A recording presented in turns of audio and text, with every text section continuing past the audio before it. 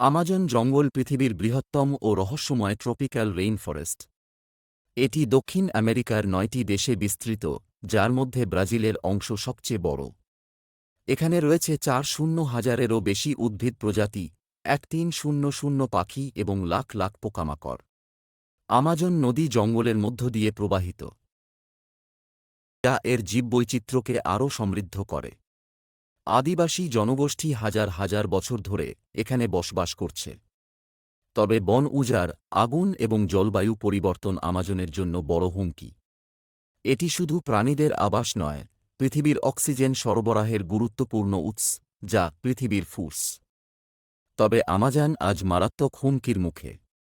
বৃক্ষনিধন, খনিজ সম্পদের উত্তোলন এবং কৃষিকাজের কারণে জঙ্গলের একটি বড় অংশ ধ্বংস হচ্ছে।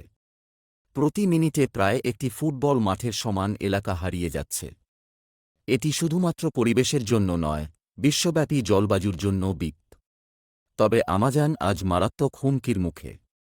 বৃক্ষনিধন, খনিজ সম্পদের উত্তোলন এবং কৃষিকাজের কারণে জঙ্গলের একটি বড় অংশ ধ্বংস হচ্ছে। প্রতি মিনিটে প্রায় একটি ফুটবল মাঠের সমান এলাকা হারিয়ে যাচ্ছে। এটি শুধুমাত্র পরিবেশের জন্য নয়,